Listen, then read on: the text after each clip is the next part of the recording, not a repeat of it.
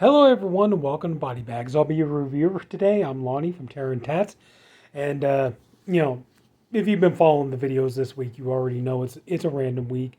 And the movie that I decided to go with is from 1977. So the year I was born, so this movie is as old as I am. We're talking about a movie co-written and directed by Jess Franco, and it is called Voodoo Passion. I do have the movie, but I really can't hold it up.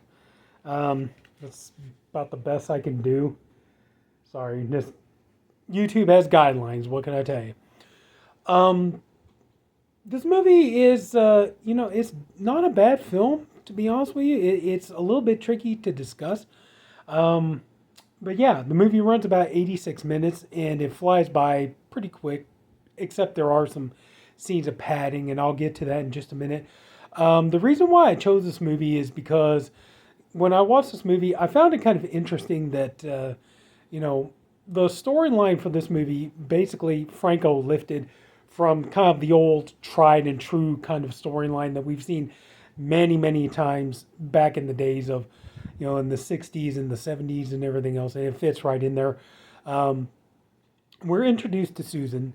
Well, actually, the movie opens with a lengthy scene of what is supposed the movie takes place in Haiti, and they're supposed to be doing this voodoo ritual, but it's just a lot of dancing and beating on drums and everything. And then there's this narration, going talking in detail about the voodoo religion and what it is, and just kind of give you some ideas about, well, not ideas, but just kind of give you some knowledge and information about voodoo and the religion and how it's practiced in Haiti. One thing that is kind of funny is in this movie, they never say Haiti. They always call it Haiti. So that's kind of funny when you think about it.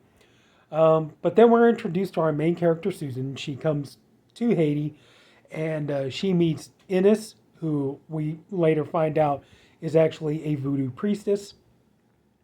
So Susan is being driven to her home, her new home, and she just married this man Jack, played by Jack Taylor, who been in a number of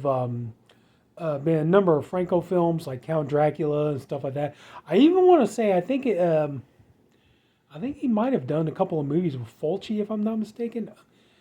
I'm trying to remember if he was the one in The Ninth Gate. I don't know. Anyway, so yeah, he's veteran actor, been in a lot of movies and things like this. So we're introduced to, so she comes to this house and she's introduced to Olga, who is supposed to be Jack's sister. And then we get some hints that there is this kind of, dare I say, incest relationship between Olga and Jack.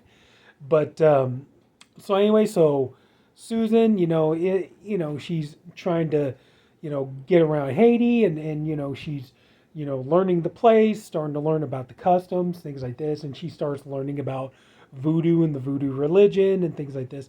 And at night, she starts having these bizarre dreams, and where a lot of it is just her going, well, not entirely naked, but she's wearing like a red gown, but the gown is always open, so you're seeing her completely nude.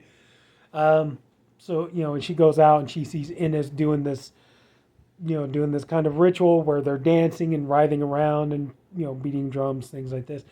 And as the movie progresses, she starts having these, I guess, hallucinations, dreams, where she is going and it's as if she's possessed, and she sees these, voodoo dolls, of people. They got the pins stuck in them, that kind of thing. And she's having these dreams or visions that she is possessed by the voodoo priestess, and she is going and she is, committing these murders. She's killing these people, and and she's starting to wonder if she's losing her grip on reality. Is she being possessed? What is going on here? Olga is, and at the start, the two of them, it's a little bumpy at the very beginning between the two of them, but as the story goes along, Olga and Susan become friends, and even more than that, it's a Jess Franco film. You know what you're getting yourself into. So, but that's the thing. I don't really want to say too much more about it because there are some twists and turns in here, but I don't really want to say that much more about it because I don't really want to give anything away. There are a couple of interesting little twists in this storyline. Um, but yeah, so you are wondering, like, is Susan really committing these murders? Is something else going on? Is there some kind of you know sinister plot afoot or anything like that? So, and like I said, I'm not going to say. Best thing for you to do is just go ahead and watch the movie and find out for yourself. Um, the main reason I picked this movie is because, like I said, it follows a tried and true kind of storyline that we've seen many, many times in horror films. And that is kind of the psychological kind of. We've seen it with movies like The Screaming Skull is a good example, or The Blood Spattered Bride, where the main character of the story is this young, new bride who's just freshly married, and she and her husband, turns out the husband is a man of power, or he's a man of well means, he's rich, whatever. And so she goes to his basically his mansion, usually it's a mansion, and then strange things start to occur, and she's wondering if there's something sinister going on, or is she starting to lose her grip on reality? And usually other kind of people come in and befriend her and try to help her out. And there's always that kind of character that knows a little bit too much about what's going on. And in this case, it's kind of a cross between Olga and Innes over which character fits that part. But so, and then it's a mystery of her trying to unravel what's going on. Like I said, she's wondering, like, is she going crazy? Is she losing her mind? Is there something really wrong? Is there some kind of supernatural plot afoot? That kind of thing. And and it's it's a very old, and like I said, it's a very it's a classic horror story framework. I would say the biggest thing that Franco did to change it up was to add copious amounts of sex and nudity in it.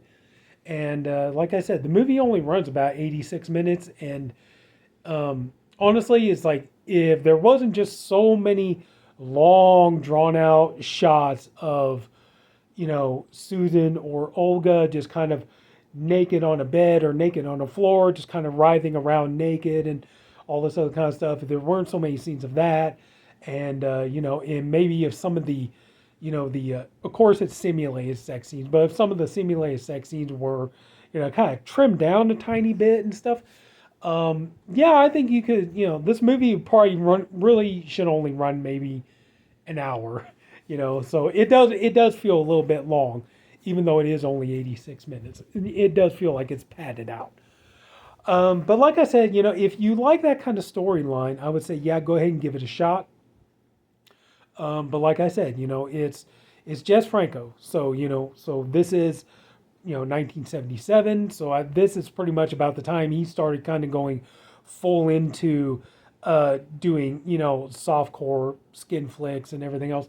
But this, like I said, it is a lot of softcore sex, but there is the the added bonus of him kind of bringing in this kind of, old-fashioned kind of gothic horror story, and kind of putting his spin on it, I guess you could say. But yeah, I mean, if you're into that kind of storyline and everything, and like I said, if you like movies like with that kind of storyline, movies like The Screaming Skull or Blood Spattered Bride or on and on. If you like, I think The Night Evelyn Came Out of the Grave, I think that's another one, kind of feels like it's a little bit in that same vein. But I mean, if you like those kind of movies and stuff, you probably like the storyline and everything. But just like I said, there's a lot of sex and nudity in it, so be aware of that. So yeah, that's pretty much about all I can say about it. Like I said, I can't really go on too much more because if I do, I'm going to be going into spoilers, and I don't want to ruin the movie for you. So yeah, so if you get a chance, if you want to, check out Voodoo Passion. So if anybody took the time to watch this video, I thank you for doing it. I appreciate you for doing it. I honestly hope you enjoyed the video. If you did, could you please leave it a like? And if you haven't already, please go and subscribe to the BodyBags channel. We have a different reviewer, one for every day of the week. I'm the Friday reviewer. More fun weeks coming up. We got theme weeks, we got year weeks, we got label weeks, and everything else. You know, we're going to do some more fun videos for, you know, for the weekends and everything. So that's it, everybody. So take care, everyone. Have a good night. I'll see you all later. Oh, and I hope everybody had a wonderful 4th of July. I hope you all celebrated, had a good time. I hope you're all safe. So there you go. Good night, everyone.